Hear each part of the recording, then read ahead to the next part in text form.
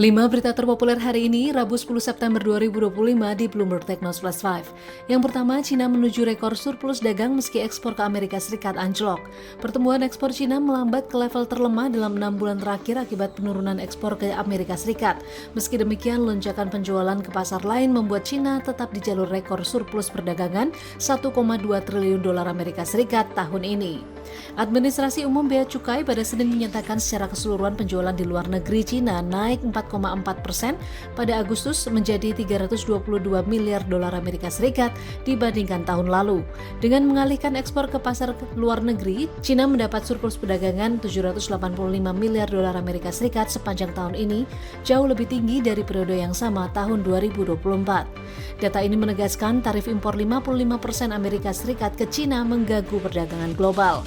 Bloomberg Economy menyebut surplus Cina masih menuju melampaui rekor tahun lalu sebesar hampir 1 triliun dolar Amerika Serikat, di mana penjualan ke luar negeri mengimbangi lemahnya permintaan domestik.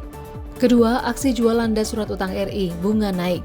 Investor menjual surat utang negara atau SUN pada perdagangan Selasa 9 September 2025 di tengah pergantian Menteri Keuangan.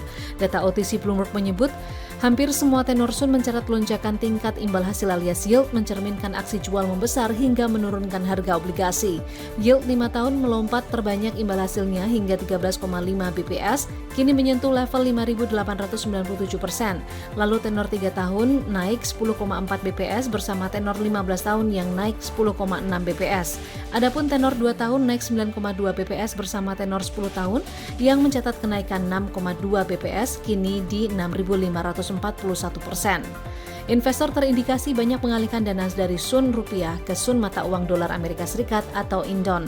Pasar keuangan Indonesia menghadapi guncangan menyusul keputusan Presiden Prabowo mencopot Menteri Keuangan Sri Mulyani yang digantikan oleh ekonom Purbaya Yudi Sadewa. Ketiga, daftar 10 besar mobil terlaris sepanjang 2025. Gaikindo mengumumkan daftar mobil terlaris sepanjang 2025.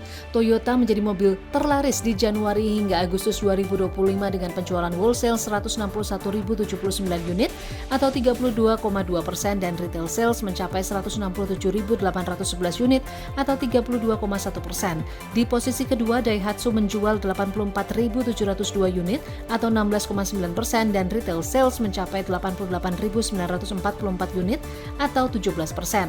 Sementara di posisi ketiga ada Mitsubishi Motors dengan penjualan wholesale Januari-Agustus mencapai 42.873 unit atau 8,6% dan retail sales mencapai 49.513 unit atau 9,5%. Kemudian di posisi keempat Honda menjual 42.291 unit dan posisi kelima ditempati Suzuki dengan penjualan wholesale 39.101 unit. Sekretaris Umum Gaikindo Kukuh Kumara pada Selasa 9 September menyatakan kenaikan penjualan mobil di Indonesia ditopang oleh gelaran Gias 2025. Lebih lanjut, ia menyebut penjualan wholesale juga naik 1,5% atau sebanyak 61.780 unit. Angka ini naik jika dibandingkan Juli 2025 sebesar 60.878 unit. Keempat, ADB beber dampak positif penurunan bunga The Fed ke ekonomi Asia. Kepala Ekonom Asian Development Bank atau ADB Albert Park pada Senin 8 September di Sydney menyatakan pemotongan suku bunga Amerika Serikat akan memberi kelegaan bagi ekonomi Asia yang masih bertarung dengan tarif impor Amerika. Park menyatakan Laos dan Maldives menjadi negara di Asia dengan prospek fiskal yang rapuh, utang cukup tinggi dan biaya pelunasan pinjaman yang sebagian besar bernilai dolar Amerika Serikat terus meningkat. Sementara ekonomi Asia lainnya dikelola secara pragmatis dengan prospek makroekonomi yang sehat. Pada Juli, ADB memangkas proyeksi pertumbuhan 2025 untuk Asia Timur menjadi 4,3% dari 4,4%. Namun ketegangan perdagangan dan kondisi global membebani momentum. Kelima, DPR siapkan RUU Patriot Bond. DPR RI pada Selasa 9 September 2025 menyatakan telah menerima usulan RUU Patriot Bond untuk masuk program legislasi nasional atau Prolegnas 2025-2029. Meski demikian, Ketua Badan Legislasi Bob Hasan tidak menjelaskan secara detail aspek yang diatur dalam RUU ini. Patriot Bond juga tidak masuk dalam Prolegnas tahun ini.